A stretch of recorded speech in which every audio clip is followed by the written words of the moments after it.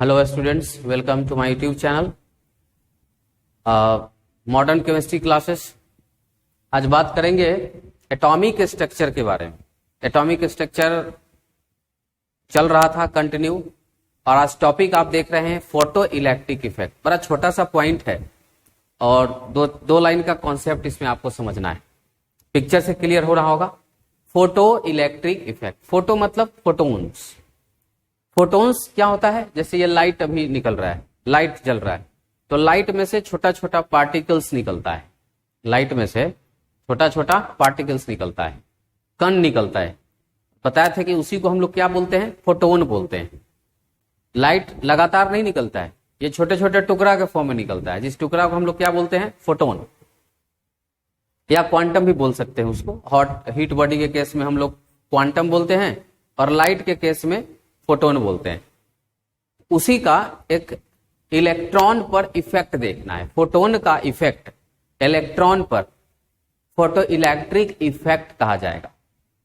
मतलब आपको जानना होगा कुछ चीज, जैसे अगर कोई मेटल का कोई चीज है तो उसके ऊपरी लेयर पर इलेक्ट्रॉन्स होते हैं। ऊपरी सतह पर ढेर सारा इलेक्ट्रॉन्स घूम रहा होता है, ठीक है, जो उसमें चिपका हुआ होता है। अब उसके ऊपर कोई लाइट पड़ेगा, तो देखिए बताए थे कि कोई भी जो लाइट होता है उसमें से फोटोन आ रहा होता है, पैकेट के फॉर्म में होता है। और जो लाइट आता है उसका एनर्जी होता है। मतलब जो फोटोन आ रहा है ना, उसका एक अपना एनर्जी होगा। वो क्या करेगा? इलेक्ट्रॉन को हीट करेगा, इलेक्ट्रॉन से टकराएगा। तो जैसे ही उससे टकराएगा तो इलेक्ट्रॉन वहां से बाहर निकल जाएगा। जैसे यहां पर देखिए, इसमें आपको ठीक से समझ में आएगा। जैसे कि ये एक मेटल सरफेस है और इसमें इस तरह से ढेर सारा इलेक्ट्रॉन रहता है, और ये यहां से क्या आ रहा है? फोटोन आ रहा है। मतलब लाइट से जो निकलता है ना, वो इसी तरह से निकलता है। और ये जो देख रहे हैं प्रत्येक फोटोन, इसको फोटोन बोलते हैं। इसको 1 2 3 4 5 6 दिख रहा है, इसको फोटोन बोलते हैं। और ये इसके अंदर ऊर्जा होता है, एनर्जी होता है। अब यहां से आया इलेक्ट्रॉन, यहां था इलेक्ट्रॉन तो बहुत सारा है, तो यहां से जब एनर्जी आएगा, ऊर्जा जब यहां से आएगा, वो किसी न किसी इलेक्ट्रॉन से टकरा जाएगा। मान लीजिए कि अगर इस इलेक्ट्रॉन की बात करें, ये आया इस इलेक्ट्रॉन से टकराया, तो ये इसको एनर्जी देगा। एनर्जी देने के कारण ये इलेक्ट्रॉन यहां से क्या होगा? उड़ जाएगा। इसको बोलते हैं इजेक्शन। यहां से क्या जब उड़ेगा तो इसको क्या बोलते हैं? इजेक्शन। इजेक्शन ऑफ इलेक्ट्रॉन इसको नाम रखा गया है। और इस फोटोन के कारण जो ये जो इलेक्ट्रॉन है यहां से इजेक्ट होता है, इसी घटना को कहते हैं फोटो इलेक्ट्रिक इफेक्ट। लाइट के कारण मेटल के सरफेस पर का इलेक्ट्रॉन अपना जगह छोड़ करके और जाने लगता है, उसी को कहते हैं फोटो इलेक्ट्रिक इफेक्ट। और जो ये जाता हुआ इलेक्ट्रॉन है, मतलब इजेक्टेड इलेक्ट्रॉन, जो ये सब देख रहे हैं आप, इसको कहते हैं फोटो इलेक्ट्रॉन। जो इलेक्ट्रॉन जा रहा है इसको बोलेंगे फोटो इलेक्ट्रॉन। और रेडिएशन आया, इस पर पड़ा, तो इसमें ऊर्जा था, एनर्जी था, वो इसको मिला, और ये यहां से क्या हो गया? बाहर निकल गया। इसी इलेक्ट्रॉन को फोटो इलेक्ट्रॉन बोलते हैं, या इजेक्टेड इलेक्ट्रॉन भी कहा जा सकता है। और इस पूरी घटना को फोटो इलेक्ट्रिक इफेक्ट नाम रखा गया है। इसी चीज को यहां पर देखिएगा लिखा गया है कि when any energetic radiation fall, when any energetic radiation fall on metal surface, metal surface पर जब कोई भी एनर्जेटिक रेडिएशन गिरता है, then electrons are ejected, मतलब इलेक्ट्रॉन वहां से बाहर हो जाते हैं। This phenomena, इस घटना को कहते हैं called फोटो इलेक्ट्रिक इफेक्ट। इस घटना को क्या बोलते हैं? फोटो इलेक्ट्रिक इफेक्ट आते हैं। And the ejected electrons are called photo electron. और जो इलेक्ट्रॉन वहां से निकलता है उसको क्या बोलते हैं? Photo electron. और अभी जस्ट हम लोगों ने इस फिगर में फोटो इलेक्ट्रिक इफेक्ट को समझा। अब यहां पर एक चीज समझना है। समझना यह है कि मान लीजिए कि यहां से जो आ रहा है फोटोन्स, इसका कुल एनर्जी, टोटल एनर्जी ई होता होगा। ई मतलब टोटल एनर्जी। किसका टोटल एनर्जी? जो वहां से आ रहा है, जो बंडल आ रहा है वहां से, उसका ई है। और हम अगर इस इलेक्ट्रॉन की बात करें यहां पर, तो ये मेटल में चिपका हुआ है, तो ये कुछ फोर्स से चिपका हुआ होगा, एक बल होगा जो इसको खींच रहा होगा अपने तरफ। कितना एनर्जी से पकड़े हुए होगा? ये इलेक्ट्रॉन मेटल को कुछ एनर्जी से पकड़े हुए है। तो मान लीजिए कि ई नॉट एनर्जी से, ई नॉट ऊर्जा से क्या है, इसको पकड़े हुए पकड़ के रखा है इसको। और यहां से जो एनर्जी आ रहा है वो कितना है? ई। ई इलेक्ट्रॉन मेटल को पकड़े हुए कितना? ई नॉट एनर्जी से। तो जब यहां से ये आएगा, इसको टकराएगा, इससे टकराएगा, तो यहां से, अब इसको ऐसे एग्जांपल लेते हैं, मान लीजिए यहां से 10 जूल एनर्जी से ये आ रहा है, ऐसे एक बार समझना है और इक्वेशन तैयार हो जाए। मान लीजिए कि यहां से कितना से आ रहा है? 10 जूल एनर्जी से आ रहा है। यहां जो इलेक्ट्रॉन है इसकी 5 जूल एनर्जी से पकड़ रखा है। ये इलेक्ट्रॉन सरफेस को कितना एनर्जी से पकड़ा है? 5 जूल से। यहां से ये आ रहा है 10 जूल से। अब जरा सोचिए कि 5 जूल से ये किसी को पकड़े हुए और इसको अब कोई 10 जूल एनर्जी से मारेगा, तो क्या होगा? 5 जूल से 5 जूल कैंसिल हो जाएगा, खत्म हो जाएगा। इलेक्ट्रॉन होगा जो मेटल को छोड़ देगा। अब इसके पास अभी भी कितना एनर्जी बचेगा? 5 जूल बच जाएगा। तो उस 5 जूल एनर्जी से इलेक्ट्रॉन चलना शुरू करेगा। ठीक है, कि अब जितना एनर्जी उसके पास है उतना ही ना चलेगा। अब सोचिए, एक चीज आप पढ़े होइएगा कि किसी वस्तु में गति के कारण जो ऊर्जा होता है उसको गतिज ऊर्जा कहते हैं। अब इसके पास कुछ एनर्जी है और इसी एनर्जी से ये चलने लगा। अब जब ये चल रहा है तो इसके अंदर कौन सा एनर्जी आएगा? काइनेटिक एनर्जी, गतिज ऊर्जा, काइनेटिक एनर्जी होगा। अब सोचिए, 3 एनर्जी हो गया। एक एनर्जी यहां से जो आया, दूसरा एनर्जी इसके पास है और तीसरा एनर्जी से ये निकल रहा है। मतलब कि यहां से जो हम 10 जूल एनर्जी भेजे वो 2 भाग में खत्म हो गया। आधा एनर्जी तो ये खा गया, 5 जूल एनर्जी ये खा गया उसमें से निकलने के लिए, और जो आधा एनर्जी बचा उतने एनर्जी से ही भागना शुरू कर दिया। तो माने टोटल एनर्जी 2 काम में खर्च हो रहा है, एक इसमें से निकलने में और दूसरा यहां से फिर भागने में। तो हम लिख सकते हैं कि E बराबर ई नॉट प्लस के ई, मतलब टोटल एनर्जी बराबर, अब इसको क्या बोलेंगे, कौन एनर्जी बोलेंगे? तो केमिस्ट्री में इसका नाम रखा गया थ्रेशोल्ड एनर्जी।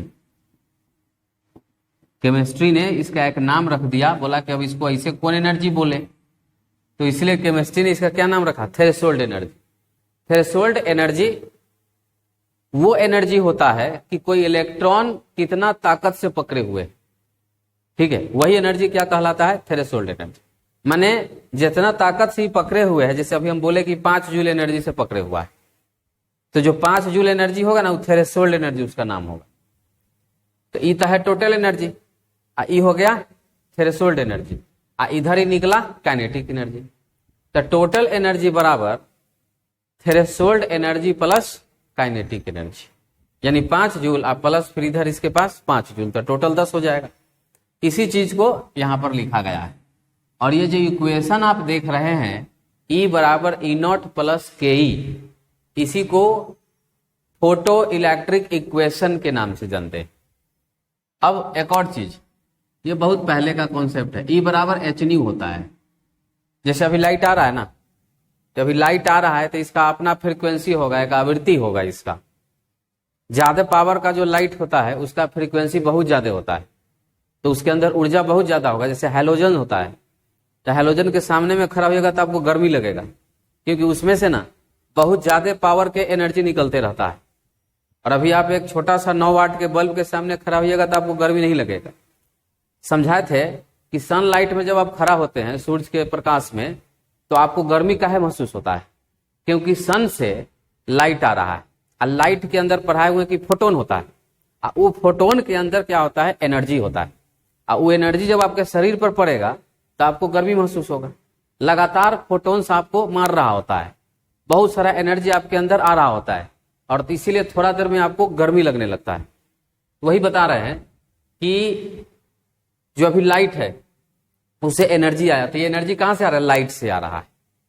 और ये एनर्जी दो भाग में हो गया खत्म, एक इलेक्ट्रॉन को निकालने में और एक उसको काइनेटिक एनर्जी देने के लिए।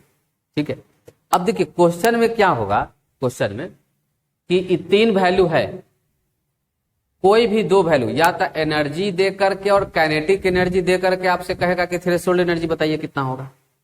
कि मतलब ये 5 जूल से भाग रहा है और 10 जूल से आ रहा है, तो बताइए यहाँ का एनर्जी कितना होगा? तो घटा देंगे 5 जूल होगा। या फिर कह देगा कि थ्रेशोल्ड एनर्जी 5 जूल है, ये जो भाग रहा है काइनेटिक एनर्जी 5 जूल से भाग रहा है, ये भाग रहा है 5 जूल से, तो बताइए कि यहाँ से टोटल एनर्जी कितना आ रहा होगा? तो कुछ नहीं, दोनों को जोड़ देंगे, 5 जूल फिर 10 जूल हो जाएगा।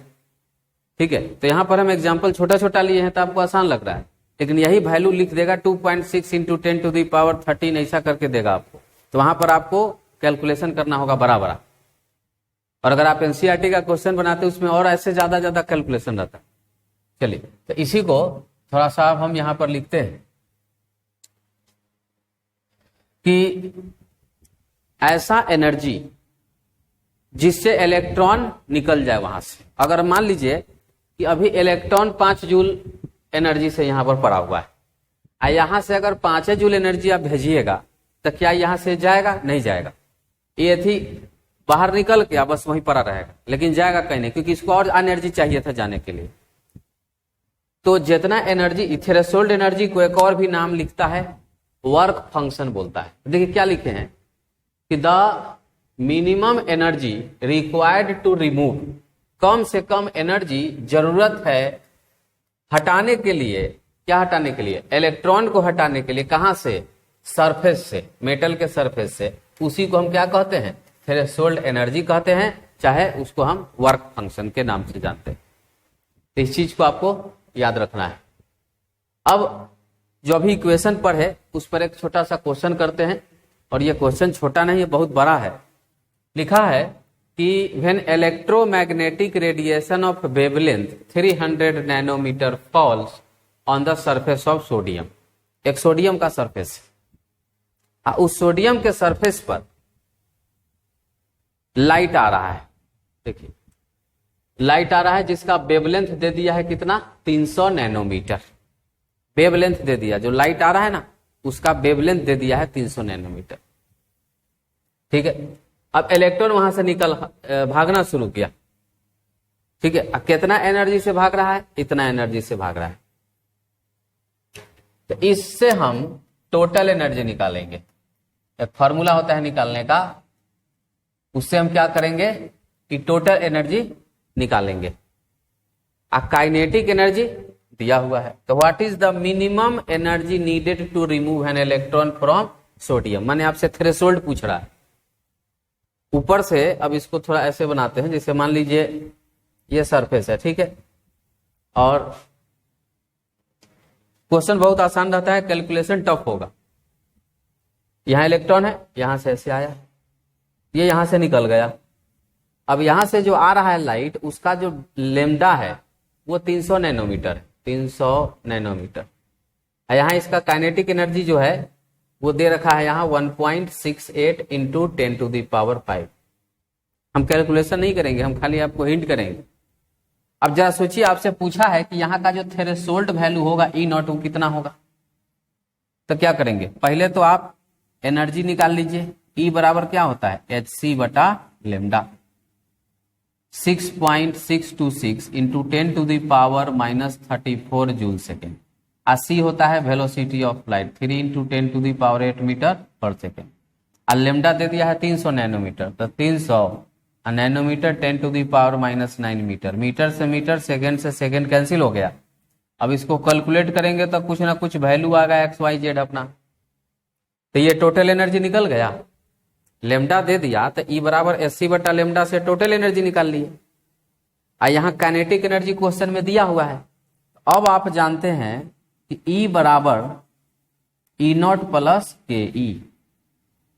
अब ई नॉट आपसे निकालना क्या, ई नॉट, तो यहां से ई नॉट बराबर क्या हो जाएगा, ई माइनस काइनेटिक एनर्जी। तो ई तो एक्स वाई जेड अभी आया है, वो आप कैलकुलेट कर लीजिएगा। एक्स वाई जेड कुछ भी जो आएगा उसको माइनस कर देंगे इस काइनेटिक एनर्जी से, और यही जो आएगा वो आपका आंसर हो जाएगा। तो what is the maximum wavelength that will cause a photo electron to be emitted. तो कम से कम कितना आप एनर्जी दीजिएगा कि वहां से इलेक्ट्रॉन जाना शुरू हो जाएगा। तो थ्रेशोल्ड एनर्जी जो निकल के आएगा, थ्रेशोल्ड ने इतना एनर्जी उसको हम देंगे तो वहां से वो निकलना शुरू हो जाएगा। तो इसी तरह का क्वेश्चन आपको देखने को मिलेगा, ठीक है। अब जैसे एक और क्वेश्चन देखिए, इसको भी समझाते हैं।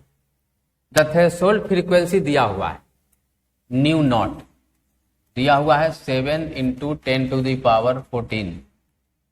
अब यहां से ई नॉट निकलेगा, क्योंकि फ्रीक्वेंसी अगर थ्रेशोल्ड है तो एनर्जी भी जो उससे निकलेगा थ्रेशोल्ड निकलेगा। ई हो जाएगा एच न्यू नॉट, तो 6.626 × 10⁻−34 joule second into new not दिया है 7 × 10⁻14 सेकेंड इनवर्स। सेकेंड से सेकेंड कैंसिल होगा, बाकी सबको गुना करके आप अपना लिख लीजिएगा, ई नॉट निकल जाएगा यहां से। अच्छा आगे पढ़िए, कैलकुलेट द काइनेटिक एनर्जी। अब इस बार आपको से क्या पूछ दिया है, काइनेटिक एनर्जी पूछ दिया है। रेडिएशन इतना आ रहा है, देखिए ये रेडिएशन है, तो यहां से हम लोग क्या निकालेंगे, टोटल एनर्जी। तो टोटल एनर्जी निकालेंगे, ई बराबर क्या करेंगे, H new 6.626 × 10⁻−34 joule second. Calculator उठाइए फटाफट कैलकुलेट कीजिए। अब यहां फ्रीक्वेंसी 1 × 10⁻15, तो ये आ जाएगा कैलकुलेट करके 6.626 × 10⁻,